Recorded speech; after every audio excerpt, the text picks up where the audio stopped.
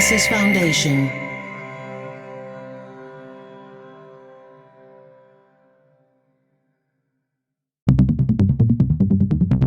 Dublab.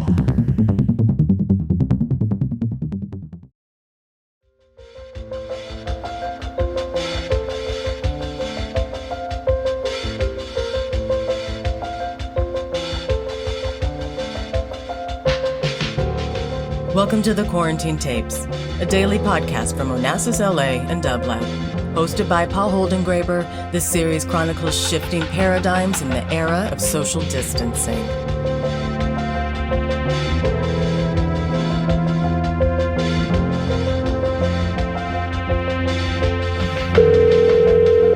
Hello. Hello, can I please speak with Andrew Solomon? This is he. What a pleasure to hear your voice, Paul Holdengräber. What a pleasure to have you on the line, and thank you so much for being part of the Quarantine Tapes. I really, really wanted to talk to you, and I'm so delighted that you were able to find the time. Tell me, Andrew, where do I find you actually during this time? We're in Rhinebeck, in what used to be a weekend house, which is about 2 hours north of New York City. And you've been there throughout the pandemic? Yes, we came up in March, and I've been in New York only once since then. Now, Andrew, I've been meaning to ask you so many questions, but let me start with this. What do you think the psychological effects of the pandemic will be? What is this time doing in some way to people's brains and psychologies? People stand at the brink of enormous changes in social structure. They will to some extent be determined by the election in November and how that shifts our response to coronavirus. But this long period of relative isolation has had extraordinary effects on people. It has made people who have never before experienced mental illness experience escalating symptoms of depression and anxiety. It's made people who previously had those conditions sicker than they were, and it's left even the people who don't tread into the territory of clinical diagnosis with a sense of impermanence and fragility that I think there is no comparison for. You know, we lived in the world with a kind of underlying assumption, 2 world wars notwithstanding, that the social order was permanent and that nothing would really change, and that if our lives were okay, they were likely to go on being okay, except for the possibility of tragic illness or physical disaster. And I think this has given us a sense that there can be something not which is immediate and horrifying, like 9/11 or like an earthquake, but something that is sustained and completely changes the way that we interact and socialize with one another. And I think that there has been a certain amount of discovery in that, but a great deal of sadness. I think there's an almost universal experience of loss that is devastating to many of the people who have lost not only their connection to the friends they no longer see and the places they no longer go, but also to their sense of stability and security in the world. But also, we've become so fearful of each other. Yes, and the fear of each other is a terrible thing, and it's impossible to figure out where we're being overly cautious and where we're being underly cautious, but almost everyone is being both of those things some of the time. And we have to balance all the time the sense of the terrible physical risk that's attached to seeing people and the sense of mental or psychological risk that's attached to not seeing people. And I think that's especially acute for children, and I've seen it with my own children, who have done reasonably well with this level of isolation, but reasonably well is still not terrific. I feel if I miss 2 years of my life in my 50s, that I'll live the rest of my life and it will be fine. But these years in the lives of children are lives in which they should be going through crucial stages of development that are defined by interactions with their peers. And to make children afraid of one another, to have children saying, I don't want to go to school because I might make you sick, to have children carrying the burden of this illness. I think the fear that people have of one another is terrible, and that the concomitant isolation having been already the great ill of the 21st century, the isolation has been toxic. Is there any way to prepare the children? Well, I think one has to help them feel loved, and I think one has to take risks. I mean, my son is 11, and one of his friends and that friend's family came and stayed with us last weekend. And then we went up and visited them for a few days at the young boy's grandfather's house later in the week. And I thought to myself, well, I'm trusting a lot of people. I mean, I think they've all been very cautious. They've all been very careful. They've all been very deliberate. I'm making a leap of trust. On the other hand, one makes a leap of trust every time one gets in a car on the New York State Thruway. So, there's risk involved and there's danger involved. And the question is how much risk it's appropriate to tolerate. And in a way, that's determined by the result. If the risk that we took last weekend results in my child getting sick and being disabled over the long term and in, one of us dying, then we'll think that was an unbelievably stupid risk to take. Assuming he doesn't, we'll think, well, at least we did something to preserve his mental health in this period. What I hear you say also is that you, in the half century you have of living so far, will be able to cope with it. But children perhaps will miss out something that is so important. And this is something I'd love you to address, we always want our children in a way to be less online, less in front of the screens, more looking at the stars and the clouds. And now what we have is what I've heard recently someone say, cogito ergo sum. I knew that would make you laugh, but now that you've laughed, let's be serious about the implications of this return to the screen when we try to get away from it. Well, the return of children to the screen, lots of people I know resisted it for the first 3 months of quarantine.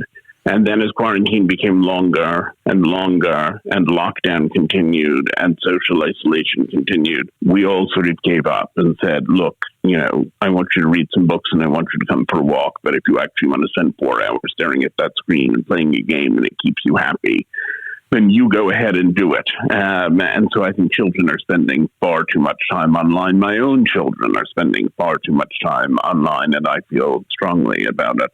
But even we as adults are spending so much time online, and the interaction is not the same. I wish I were sitting opposite you in a studio or in your own commodious living room, rather than doing this by phone, but it's not viable. And I think also one of the ills of our time is not only personal isolation, but also isolationism as a policy in the United States and in many other countries at the moment as well. And the complete closing down of leisure travel is going to increase that sense of isolationism. So I think that's very dangerous. And I think trying to figure out ways to keep our children's lives, animated and interesting and worth living in their own view is incredibly important. I mean, they can be very well loved by their parents, and it makes an enormous difference. And children who are not well loved have a hard time recovering from it. But being well loved by your parents is not the sum total of what's involved in a happy childhood. A happy childhood requires being able to go outside and play with other children and interact with them and joke with them. And, the fabric of my friendships is vested in language. Really, it occurs in conversation. But the fabric of my children's friendships is vested in doing things together, because children don't yet have a vocabulary with which fully to articulate their inner lives. And it's shared experience that they need to accumulate with their friends.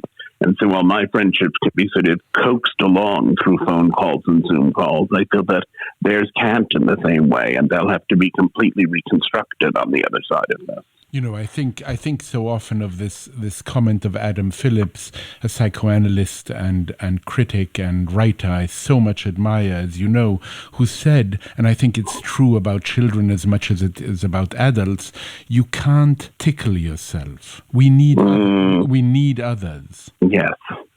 That's very, very good and absolutely right. We do need others, we need the deprivation of. We need to be touched by others in so many different ways that the word touch might mean here. For you, for me, it might be a conversation. For children, as you, I think, correctly said, it's doing things. It's another form of language, but it's not a form of language where you're having necessarily a conversation. There is a phenomenon called touch deprivation, and even in some journals, the phrase touch starvation gets used, and it relates not really to the kind of contact that we can have at a physical distance, but to the physical fact of touching other human beings. And there are endless studies, which I won't try to dig up and quote, but that show that when you are physically touched by another human being, your oxytocin levels are altered and your cortisol goes down and all kinds of other things are happening physiologically.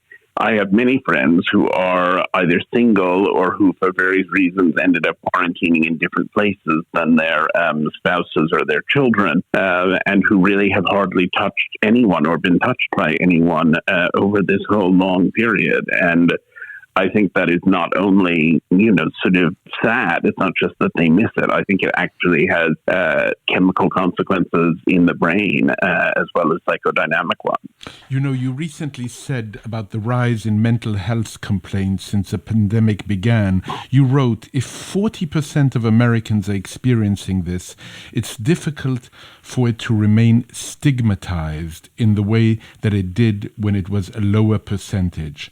But the percentage has always been higher than people believe. And then this sentence, Andrew, one of Andrew's sentences, and I've sometimes called depression the family secret that everybody has. I'd love you to unpack this a little further. Even before the pandemic began, there were more people with depression than most people realized. And when I published a book about depression, people said to me, don't you feel terribly vulnerable? Don't you feel like people are going to look at you differently? Don't you worry about how people will respond to what you said? And I said, the response, almost without exception, is that every single person I meet who finds out what I've written says, I've been on such and such a medication and I'm a bit worried about it. Or my sister hasn't been doing very well and I'm afraid of what's going on. Or I had a great aunt once who committed suicide and it left such a trail of destruction in our family, or whatever it was they said.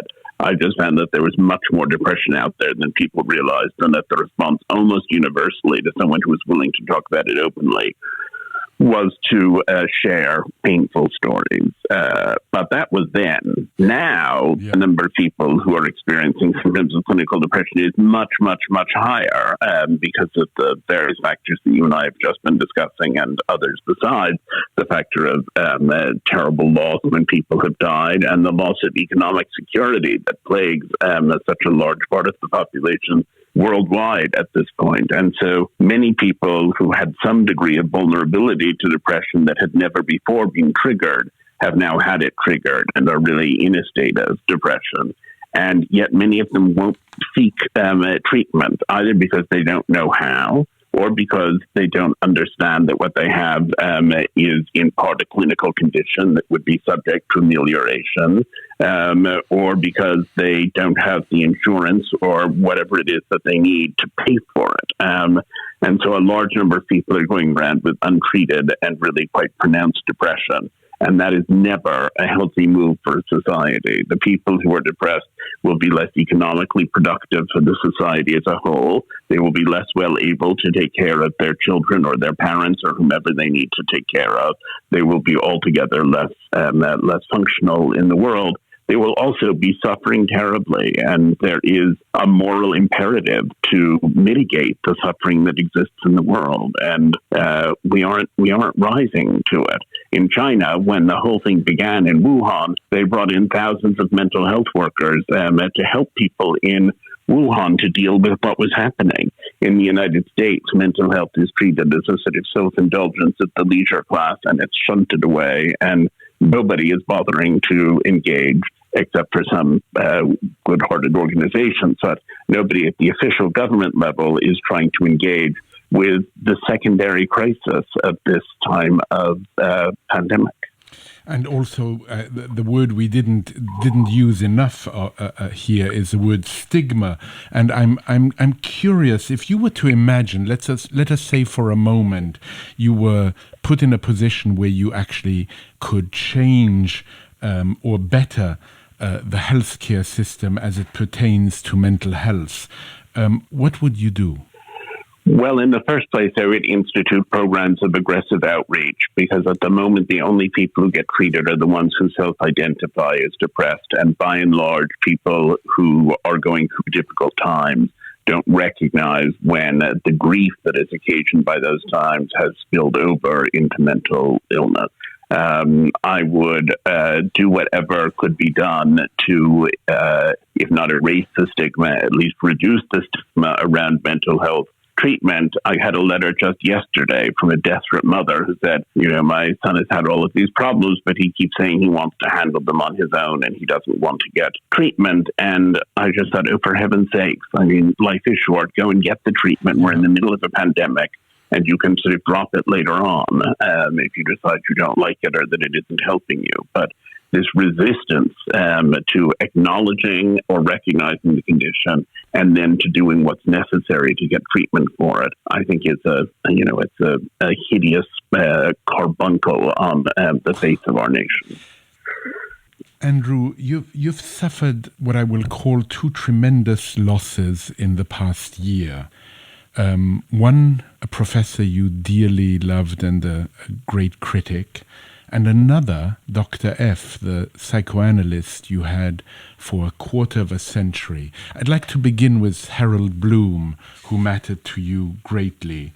And in an obituary for Harold Bloom, you wrote the following: whenever he explained what made a particular poem noble, there was continuity with everything else he had elucidated, so that studying with him was not a succession of momentary revelations, but a gradual process of understanding a unifying view of literature and, indeed, of life. Can you say something more about that unifying view of literature and, indeed, of life, and how he made you perhaps appreciate certain works that until then perhaps you had not appreciated fully?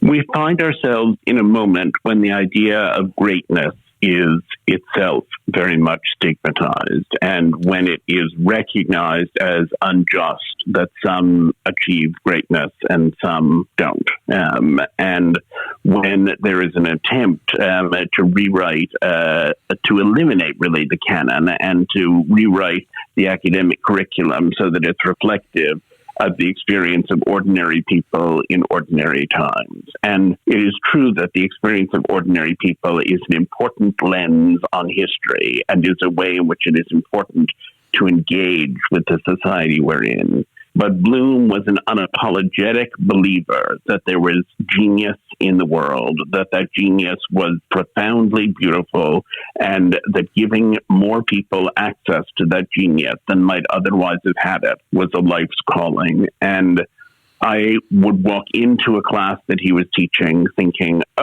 I'm not very interested in this particular poet. And I would walk out thinking, that's one of my favorite poets in the world. His ability to open up for you what made something remarkable was extraordinary. And while I'm sure it will be seen as a reactionary position and perhaps one that people disparage, in this time of equalization and democratic socialism, I think there is, particularly in the arts, such a thing as authentic greatness. And I think being able to give people access to it is an extraordinary gift. And I feel so lucky to have had those years with Harold and to have heard him talk over and over again about the idea of what was exquisite or profound or moving or painful or exhilarating in works of literature. It's a vision that I hope will come in some measure, however altered, back into fashion. How did he do it? And do you have an example? He did it by reading things deeply and closely. He did it in part by having an eidetic memory, which served him extremely well, so that he was able always to say how one work of literature connected to another. But I think he did it most of all by being an appreciator and an enthusiast. And I think that kind of enthusiasm has vanished when I chose the epigraph for my last book, I had chosen something from W.H. Auden that I knew wasn't quite right. And then I was just going through some notes, and I remembered Harold Bloom reading us Wallace Stevens' The Poems of Our Climate. And I thought, oh yes, that's actually the essence of what I've been trying to say. What was the epigram? The epigram was, the imperfect is our paradise. Note that in this bitterness, delight, since the imperfect is so hot in us, lies in flawed words and stubborn sounds. I had written a book that dealt in part with disability and entirely with social difference. And I felt like, yes, many of the people who are disabled or who in some other way deviate from the norm have been made to feel that we are, in fact, imperfect and therefore inferior. And that trope, which I remember Bloom unpacking so beautifully in the first class I ever took with him, that idea, since the imperfect is so hot in us, delight lies in flawed words and stubborn sounds. And I thought we are the flawed words and the stubborn sounds. And he has, in fact, described exactly what we address. Since you're speaking about Far From the Tree, I'm wondering, do you know what effect the pandemic has been having on some of the families you wrote about in Far From the Tree? Yes, I'm in touch with many of those families, and many of them have been struggling. Many of them who, for a variety of reasons, had placed their children in care, have had those children return to life at home. It's been difficult for the parents. It has been difficult for the children. People who have healthcare needs have been afraid to access medical services because hospitals have been a site of contagion in the pandemic. And so people who, for example, needed to have new hearing aids haven't been getting them, and people who are transgender and really needed to have interventions before they develop the so-called wrong puberty are not able to access those interventions, and so on and so forth. And I think people who are different or disabled are more likely to be isolated in the first place. Yes. And so the escalation in their isolation has been shocking and painful to encounter. I said, Andrew, that you had suffered 2 losses, and you wrote, I have to say, so beautifully. I can't encourage our readers strongly enough, fervently enough, with enough enthusiasm, how extraordinary your article is about the psychoanalyst you saw for 25 years, a piece that came out on May 10th of this year in the New Yorker, which had the title Grieving for the Therapist Who Taught Me How to Grieve.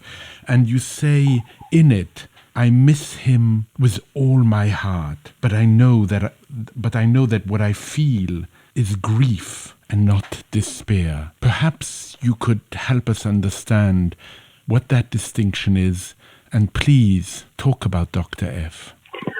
Well, Dr. Friedman was an extraordinary man, Richard C. Friedman. He had been someone to whom I was recommended, I think, because he had done a lot of work on destigmatizing homosexuality, though he was not gay himself. He felt that gay people were very badly treated within psychoanalysis, and he did a lot to change that. Very brave and courageous work at the time that he undertook it. But the basis for the long-term advantages that my work with him bestowed was his brilliance and his insight and his very deep and loving kindness. And while I suppose I will eventually find another therapist because my mental health has sometimes been extremely fragile, there won't be anyone else who lives with me through my experiences of such intense depression, I hope. Through the experience of thinking I would never find a person I wanted to spend my life with or have children, through all of the very painful experiences that he helped to guide me through. And one of the things that we did was to talk a lot about how my sadness could escalate into severe depression. And I take it as a great tribute to the success of his intervention that during this quarantine, I have experienced so much sadness and so little depression, so much grief and so little despair, in the language of the article. He was someone who had a glorious sense of humor, which made the sessions bearable, but who also was able to target the sources of feelings that I had, and in exposing the sources of those feelings, allow me to gain much more control of them than I would have otherwise deemed possible. So I also take antidepressant medication and so on. But you feel, you say so beautifully in the article that you feel his loss is greater than just about any loss. I mean, it's a terrible loss. And as we deal with unprecedented experiences, my wish and impulse is to call up Dr. Friedman and say to him, what do you think about this? And how about that? And I was thinking this, and this is something I'm worried about. About half the time, I know what he would have said. Yeah. So I say it to myself in his voice. But about half the time, I don't. We're living under novel circumstances. And like all human beings, I myself am in flux. And I would have wanted to hear what he had to say. He brought a kind of transparent logic to agonizing experiences, and I miss that, and I miss his warmth. And 25 years is a long time to see someone for 90 minutes once a week. And there was a great intimacy there, and at a time when the older generation, my father and so on, are in their twilight years. He represented a force of wisdom and stability of a kind that I have relied on all my life. And he was perhaps the last of its great exponents to go. And so I am bereft of that and now have to play that role in the lives of other people. And that's a kind of growing up that I know one should perhaps have done by the time one is 56 years old, but that I haven't, and I'm finding it tough. I know the feeling. I know the feeling, and what I love about your piece too is the way in which you recognize that maybe his practical advice was not great. Yes. His practical advice tended, in fact, to be quite misguided, and it took me some years to figure that out. He understood the very deep why of anything that I was feeling or experiencing or doing. And his insight into the other people around me as I recounted their behaviors and exploits was unparalleled and deep. I don't know how well he led his own day-to-day life because I wasn't in it. I know that he had a very devoted wife and has a son who adores him, so he functioned well enough in the world in those regards. But his emotional wisdom was better than his practical wisdom. Practically, we had different ways of doing things. One moment in the article that I love is when you say, for 25 years I looked at the wood grain on the side of his desk and saw anthropomorphic faces, but it never seemed like the right moment to show them to him. I never would. That detail is extraordinary because it is the kind of detail one notices when one goes back again and again to the same place, and perhaps with a story to tell, one is looking at something intently. It would have been very different if he had had one of those deaths in which the imminence of demise is so obvious that you go through a process of saying goodbye. And then I could have decided to say, I never told you this, but there are actually faces in the wood grain on the side of your desk. But I walked into his office for what it turned out would be the last time, with no sense at all that it was the last time. I mean, I knew he was growing old and frail, but it didn't seem to me like the last time. And then I had one more appointment with him that I canceled because I had something else I needed to do. And I felt terrible regret about that cancellation. And I feel as though it's not that there was a great deal we needed to say to each other that we hadn't said, but I feel as though I was cheated of a kind of closure that might otherwise have been achieved. And I continue to think of things in my current life and indeed in the past and in our time together. And I think I'll never again walk into that office on Central Park West where I spent all of those hours and hours and hours over years and years and years. And the sort of disappearance of it feels uncanny. The disappearance both of the person and of the situation feels uncanny.